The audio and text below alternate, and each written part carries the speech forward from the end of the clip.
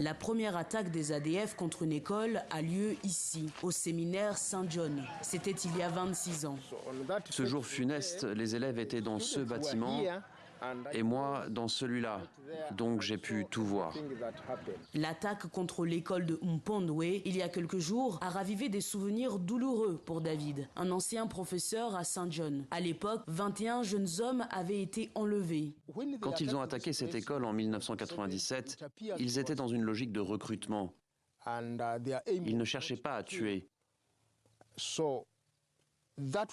Mais avec l'attaque qui s'est déroulée le 17 juin, on a l'impression qu'ils étaient frustrés et je pense qu'il faudrait les qualifier désormais de terroristes.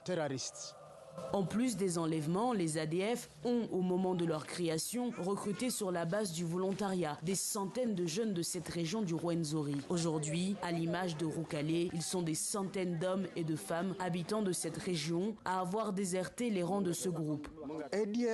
Lorsque les ADF sont apparus dans le Rwenzori, nous étions déjà en train de nous battre pour nos droits avec les rebelles Nalou. À l'époque, les ADF avaient les mêmes idées que les Nalou, c'est pourquoi nous nous sommes battus à leur côté. Mais aujourd'hui, nous avons vu que leur idéologie n'est plus la même. Un changement d'idéologie confirmé par ce spécialiste des ADF. Le gouvernement ougandais a sous-estimé les ADF, car tout ce temps, ils pensaient qu'ils étaient au Congo. Mais leurs récentes activités, notamment la dernière attaque, montrent qu'ils sont un groupe terroriste et qu'ils changent continuellement de stratégie.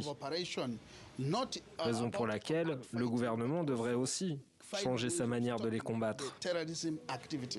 Aujourd'hui encore, les ADF entretiennent des liens forts avec la région du Rwenzori, région natale de leur chef Moussa Seka Balokou.